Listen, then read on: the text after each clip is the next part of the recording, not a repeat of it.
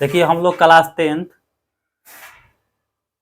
प्रत्येक साल मैट्रिक परीक्षा में 5 नंबर का ग्राफ बनाने के लिए क्वेश्चन आता है। देखिए इसमें ग्राफ सीखेंगे कि ग्राफ कैसे बनाते हैं। यह जो क्वेश्चन ग्राफ है आपको कोई 2011 से लेके 23 तक क्वेश्चन बैंक में आप देखिएगा तो हर एक साल जो क्वेश्चन है क्या ग्राफ 5 नंबर का फिक्स है कि देता है। तो सबसे पहले ग्राफ बनाने के लिए हम देखेंगे कि इसको कैसे बनाते हैं। तो बनाने के लिए क्या करेंगे, देखिए इसमें 2 समीकरण दे रखा है। समीकरण क्वेश्चन में ही दे रखा है कि समीकरण युग्म 3x माइनस वाई प्लस 2 तथा 9x माइनस 3y बराबर 6 का ग्राफ खींचे और हल करे। इस क्वेश्चन को 2 तरीका से पूछता है, एक पूछ देगा ग्राफ खींचे, नहीं तो दूसरा क्या पूछेगा कि आलेख खींचे। तो उसको ऐसा ही बनाना है। तो सबसे पहले देखिए इसमें 2 समीकरण हमारा दे रखा है। तो इसमें सबसे पहले लिखेंगे हम 3x y बराबर 2। इसको पहले वाले को समीकरण हम क्या मान लेते हैं, 1 मान लेते हैं। अब जो दूसरा यहाँ पर दे रखा है कि 9x 3y बराबर, इसको हम समीकरण क्या मान लिए, 2। अब देखिए जब 2 समीकरण हमें मिल गया तो सबसे पहले हम 1 को हल करें या 2 को हल करें। हम किसी में से, इन दोनों में से पहले किसी का भी हल कर सकते हैं। जरूरी नहीं है कि पहले 1 को करेंगे फिर 2 को, नहीं। मन करेगा तो हम 2 को भी पहले कर लेंगे और मन करेगा तो हम 1 का भी पहले कर लेंगे। इसके लिए आप क्या है, स्वतंत्र है। तो सबसे पहले हम क्या करेंगे, यहाँ पर हम समीकरण 1 को हल कर रहे हैं। यहाँ पर हम लिख लिए समीकरण 1। तो जब हम यहाँ पर समीकरण 1 लिख लिए तो क्या करेंगे, यहाँ से समीकरण 1 को हम उतारेंगे। 3x y बराबर 2, यही है ना हमारा समीकरण 1। अब क्या करेंगे, इसको हल करने के लिए देखेंगे कि देखिए हमेशा क्या करें कि जो y का मान है, y वाली संख्या हमेशा किधर भेजते हैं, हम बराबर के उस तरफ हम इसको भेज देते हैं। कभी भी हम ग्राफ बनाएंगे, आप मन करेगा तो इसको भी हम भेज सकते हैं। जरूरी नहीं है कि y को उधर ही भेजेंगे, नहीं, x को भी हम भेज के बना सकते हैं, लेकिन y को भेजते तो अच्छा होता है। तो सबसे पहले क्या करेंगे, यहाँ पर जो भी संख्या होगी y के साथ वह बराबर का हमेशा किधर जाएगी, उस तरफ हम उसको भेज सकते हैं। तो अब यहाँ से देखिए हम क्या करेंगे कि 3x बराबर 2 और y इधर किसमें है, माइनस में, तो इधर किसमें आ जाएगा, जो भी संख्या अगर प्लस में रहती है बराबर के इस साइड, उधर किसमें चल जाती है, माइनस में।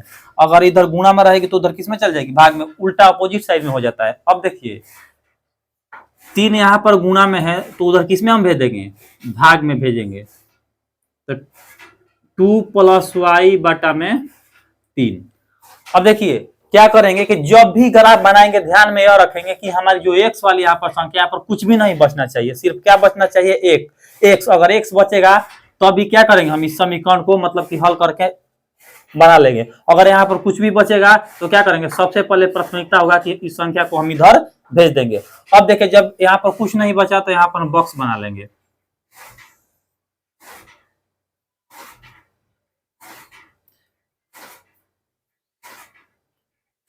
ऊपर x लिख लेंगे, नीचे क्या लिख लेंगे, y। देखिए इसमें और भी होता है कि हम 2 3 4 ऐसे भी बॉक्स बना सकते हैं। जरूरी नहीं है कि हम 2 ही बॉक्स बनाएंगे। अगर आवश्यकता पड़ेगी, मतलब कि कोई 2 पर बताता है, कोई 3 पर बताता है, तो यहाँ पर एक और बॉक्स बना सकते हैं। 3 वाली पर भी बना सकते हैं, 2 वाली पर बना सकते हैं। अधिकतर सबसे अच्छा होता है 2 वाले बक्सा बना कर 2 संख्या मान रखकर बनाएंगे तो क्या होगा, अच्छा होगा। तो सबसे पहले देखिए अगर यहाँ पर हम क्या करेंगे कि y का मान रखने के लिए आप स्वतंत्र है। y का मान आप आवश्यकता अनुसार, मतलब कि आपको जो भी अच्छा लगे y का मान क्या करोगे, आप रख लीजिएगा। देखिए तो सबसे पहले हम, सबसे अच्छा क्या होता है ग्राफ बनाते समय, हम y का मान रखेंगे कहां से, 0 से 0 1 2 3 4 ऐसे करके आगे बढ़ते जाएंगे। अगर आवश्यकता पड़ेगा तो y का मान माइनस के भी ले सकते हैं। मतलब कि कहने का यही तात्पर्य है हमारा कि y के मान रखने के लिए आप क्या है, स्वतंत्र है। y का मान आप कुछ भी रख सकते हैं। हाँ, बशर्ते क्या, संख्या पूरी कटनी चाहिए, क्योंकि ग्राफ में अगर पॉइंट में जाएगा तो थोड़ा सा क्या हो जाएगा, दिक्कत हो जाएगा बनाने में। तो ऐसी संख्या आप रखेंगे कि क्या होगा, पूरी कट जाए। अब देखिए यहाँ पर हमारा क्या है, y। अगर y की जगह हम मान लीजिए यहाँ पर 0 रख दिए, 0 रखेंगे तो यहाँ पर 0 हुआ, 2 0 जोड़ेंगे तो कितना हो जाएगा, 2 ही। 3 से अगर हम 2 में भाग देंगे तो लगेगा, नहीं लगेगा। तो मतलब कि जो जीरो वाली संख्या है वो मान सही नहीं है। अब क्या करेंगे, यहाँ से एक रखेंगे। अब मान लीजिए कि हमारा यहाँ पर 2 है और यहाँ पर हम 1 रख लिए। अब बाटा में क्या है 3, तो यहाँ से ये भी 3 हो गया और ये भी 3 हो गया, कट के क्या बच रहा है 1। तो यह मान क्या हुआ हमारा सही हुआ। तो यहाँ पर हम क्या रख लेंगे, सबसे पहले यहाँ पर रखेंगे हम 1, तो ये कितना कट के आएगा 1। अब ऐसे फिर इसको देखेंगे, देखिए 2 रखेंगे यहाँ पर, जब हम 2 रखेंगे तो पहले से 2 है और 2 रख लिए तो 2 2 और नीचे कितना है हमारा 3, तो 2 2 4 हो गया और 4 में 3 से भाग नहीं लगेगा, दशमलव में चलाएगा, तो दशमलव वाली संख्या हम नहीं लेते हैं, इसको छोड़ देते हैं। यह मान हमारा क्या है सही नहीं दे रखा है। अब क्या करेंगे कि 2 के बाद हम 3 रख के चेक करेंगे। अगर इसमें हम 3 रखेंगे, मान लीजिए पहले से क्या है यहाँ पर 2 है, अगर 3 रखेंगे तो 3 2 कितना हो रहा है 5 हो रहा है। अब क्या करेंगे कि देखिए तो 5 तो कटेगा नहीं, यहाँ पर हम क्या रख लेंगे फिर 4 रखेंगे। तो जब 4 हम रखेंगे तो 2 कितना होगा 2 4 4 2 6 हो जाएगा और 3 से कट जाएगा। तो अब देखिए क्या करेंगे, अगर यहाँ पर हम मान लीजिए अगर हम यहाँ पर 4 रखे तो कुल जोड़ने पर संख्या कितनी आई 6 और नीचे 3 है, तो कट के हमारा कितना बचेगा यहाँ पर 2 बचेगा। तो 4 लिए तो कितना बचेगा 2। अब यहाँ से क्या करते हैं, जो संख्या ले रखे उसको हम क्या करेंगे दिखा देंगे। तो सबसे पहले देखिए हम y बराबर क्या लिए थे 1 लेने पर चाहे रखने पर। हमारा समीकरण क्या है, समीकरण दे रखा है कि 2 + y बटा में 3। देखिए 2 हम y के जगह क्या रखे हैं 1 बाटा में 3, तो 3 बाटा 3 कट के क्या आ गया हमारा, कहने का मतलब कि 1, यहाँ पर 1 रखे थे तो x का मान भी क्या आ गया 1। अब दूसरा बार क्या करेंगे, हम y का मान रखेंगे 4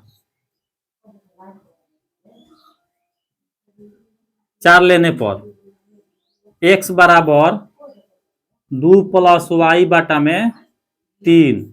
अब देखो यहां से क्या करेंगे कि हम दूसरा बार y का मान क्या रखे थे 4 रखे थे ना। अब यहां से क्या करेंगे कि 2, ठीक है। अब देखिए y का मान हम क्या रखे थे 4 बटा में 3, तो 4 2 6 बटा में क्या हो गया 3 3 एकम 3 3 दूनी, मतलब कि यहाँ पर 4 रखे थे तो x का मान कितना आ गया हमारा 2। अब क्या करेंगे कि देखिए एक समीकरण जो था पहला समीकरण, इसको हम पूरा हल कर लिए ग्राफ बनाने के लिए। इसी तरह हम क्या करेंगे, अब दूसरा समीकरण को क्या करेंगे हम हल करेंगे, और जब हमारा दोनों समीकरण हल हो जाएगा तो क्या करेंगे इसका मान रख के हम ग्राफ बना लेंगे। अब देखिए लिखेंगे यहां से समीकरण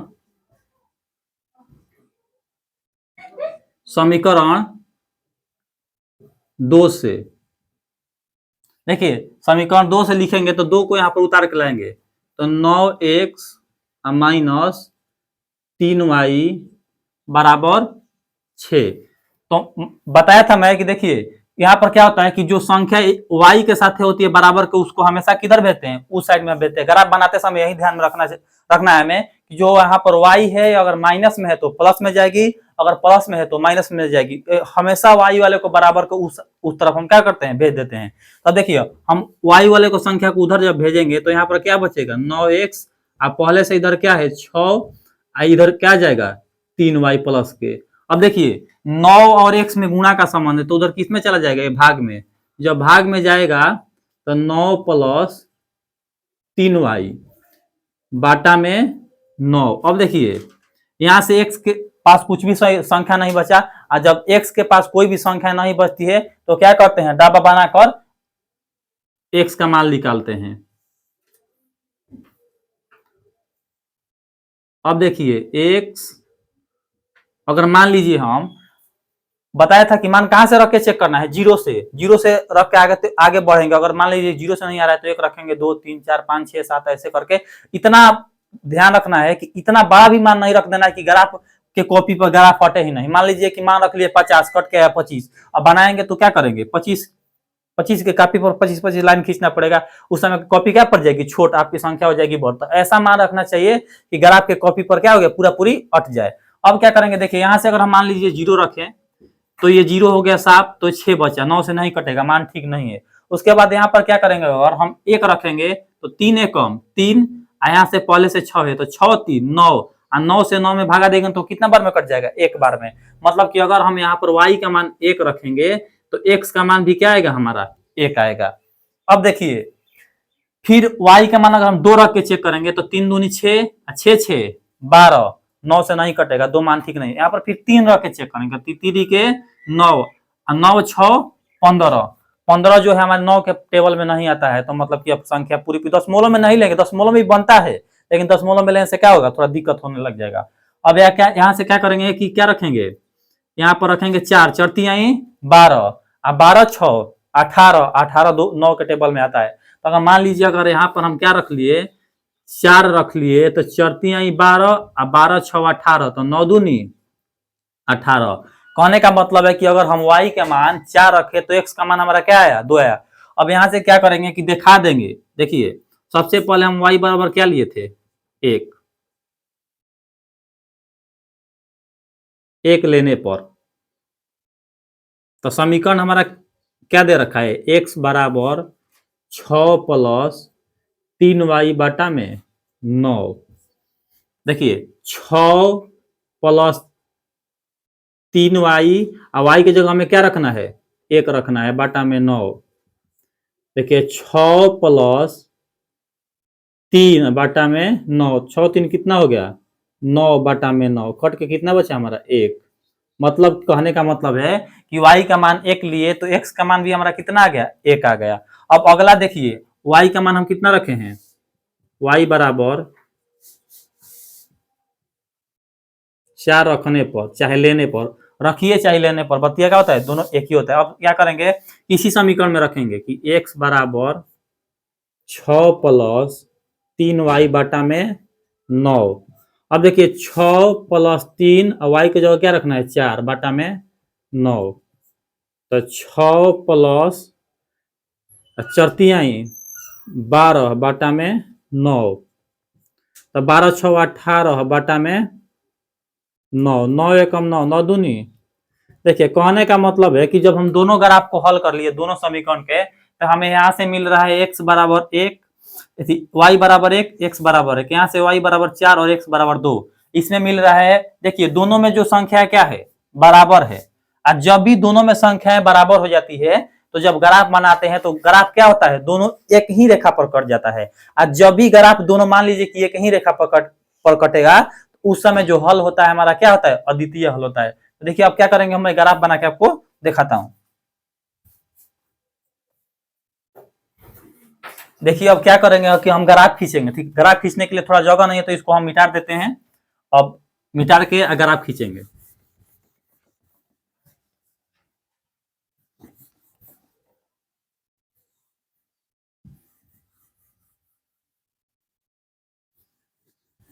देखिए ग्राफ खींचते समय देखेंगे कि जो हमारा दोनों बॉक्स था दोनों का मान क्या था, समान था, इसीलिए मैं एक को मिटा दिया थोड़ा स्पेस लेने के लिए। अब देखिए क्या करेंगे कि दोनों में संख्या जो थी हमारी समान थी, इसमें भी सबसे बड़ी, देखिए ग्राफ खींचते समय यह ध्यान में रखते हैं कि जो दोनों वाला बॉक्स होता है हमारा, उसमें जो बड़ी वाली संख्या होती है उसी का अंतराल लेकर क्या करते हैं, मतलब कि उतना ही संख्या दोनों चारों तरफ खींच के ग्राफ को बनाते हैं। तो देखिए इसमें सबसे बड़ी संख्या क्या है, 4 है। तो सबसे पहले जब हम ग्राफ बनाएंगे तो ध्यान में रखेंगे, देखिए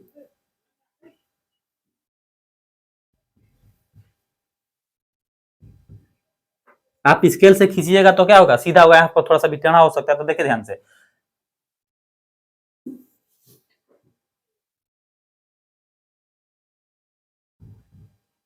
देखिए जब हम ग्राफ खींचते हैं तो ग्राफ में देखिए ये वाला जो ऊपर वाला होता है हमारा, यह एक्स अक्ष कहलाता है, ये कहलाता है एक्स अक्ष। और जस्ट इसके नीचे वाला इसका उल्टा हो जाता है, मतलब कि एक्स डैश अक्ष इसको कहते हैं हम। उसके बाद देखिए जो ये वाली संख्या होती है इसको हम एक्स अक्ष कहते हैं। देखिए इसको हम क्या कहते हैं, एक्स डैश अक्ष कहते हैं। देखिए अब जब हम ग्राफ बनाएंगे तो ग्राफ बनाते समय देखिए इन दोनों बॉक्स में से जो संख्या बड़ी वाली है इसको क्या करेंगे, हम लिख लेंगे। देखिए तो इसमें अब देखिए ध्यान से, इसमें सबसे बड़ी वाली संख्या क्या है, 4 है, तो इधर भी हम देखिए समान अंतराल से लेंगे, 1 2 3, ये क्या हो गया 4, 1 2 3 4, ये इधर भी ले लिए, यहाँ पर लिख ले 1 2 3 4। देखिए इधर वाली जो संख्या होती है प्लस में हमेशा चलता है ग्राफ, इधर वाली संख्या किस में चलती है, माइनस में। तो यहाँ से लिख ले -1 -2 -3 -4। जो हमारी इधर वाली संख्या होती है नीचे वाली, ये भी माइनस की होती है। तो -1 -2 -3 -4। इधर प्लस में संख्या चलता है 1 2 3 4, 1 2 3 4। अब देखिए इस पर कैसे रखते हैं हम, रखने के लिए देखिए पहले बॉक्स में x पर हमें क्या लेना है, 1, y पर भी 1। तो देखिए हम सबसे पहले क्या करते हैं कि y वाली संख्या पर खड़ा हो जाएंगे। तो y का मान कितना दे रखा है, 1। तो हम 1 पर, यही वाली y है ना, यहाँ पर 1 पर खड़ा हो गए।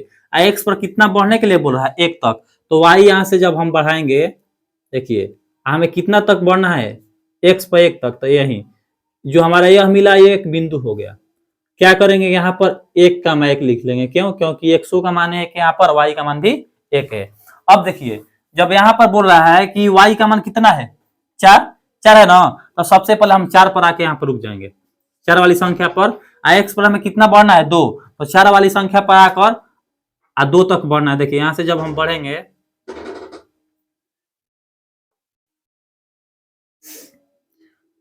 ये वाली जो संख्या है, यह x पर कितना था, 2, और y पर 4। यहाँ पर लिख लिया। तो देखिए x का मान कितना था इस पर, 2, और y का मान कितना था, 4। देखिए अब जो ये 2 वाली संख्या है, यहाँ पर यह एक बिंदु मिला है, यहाँ पर इन दोनों बिंदु को क्या करेंगे हम, आपस में इसको सीधा मिला देंगे स्केल से।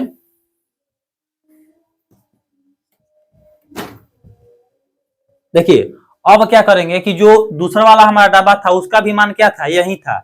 y पर क्या था, 1, x पर भी उसमें भी क्या था, 1, y पर दूसरा वाला में भी 4 था, उसका भी क्या था, 4 था। तो मतलब कि जो ये रेखा थी फिर उसी पर कटे, दूसरा वाला जो हमारा समीकरण था वह उसी पर कट जाएगा। तो यहाँ पर भी लिख लेंगे 1, 1। y पर थी ये वाला, ये भी वही था 2, 4। कहने का मतलब कि जो हमारी दोनों रेखा है वह एक ही पर कट रही है। आज जब भी दोनों रेखाएं, मतलब कि जो हमारी 2 रेखाएं अगर मान लीजिए प्रतिच्छेद करती, तो उसका हल हम लिखा लेते हैं। अगर प्रतिच्छेद नहीं कर रही है तो एक ही पकड़ रही है, जब भी ग्राफ हमारा एक ही पकड़ता है तो उस समय हमारा कौन सा हल होता है, उस समय हम लिख लेते हैं, जब अद्वितीय हल लिखते हैं उसको। जब रेखा 2 एक ही पकड़ जाता है तो इसको कौन सा हल लिखते हैं, अद्वितीय हल लिख लेते हैं। यही हमारा क्या हुआ, इसका आंसर हुआ। जब हम ग्राफ खींचेंगे तो ध्यान रखेंगे कि यह तो एक ही पकड़ गया। मान लीजिए एक पर नहीं कटता, ऐसे कटता, एक ऐसे कट जाता है, एक ऐसे कट जाता, तो उस समय हमें हल करके लिखना पड़ता है कि x का मान और y का मान। तो उस समय देखते हैं जो संख्या है यहाँ से अगर ऐसे तिरछे जिस रेखा पर आती वहां पर काटती तो वह x का मान हो जाता। अगर हम हमेशा ऐसे ऐसे खींचेंगे तो हमेशा किसका मान होता है, y का मान। तो इसमें यही हल करके देखते हैं कि अगर मान लीजिए नीचे वाली संख्या जाकर यहाँ पर कट रही रेखा, वो हमेशा x का मान होता है। अगर जो साइड में से आकर करती है हमेशा वो किसका मान होता है, y का मान होता है। अब बिहार बोर्ड मैट्रिक परीक्षा में प्रत्येक साल 5 नंबर के लिए आपको क्या ग्राफ बनाने के लिए क्वेश्चन हमेशा देता है, आगे भी आएगा। तो इस क्वेश्चन को आप क्या करिए, ध्यान में दिमाग में बैठा लीजिए।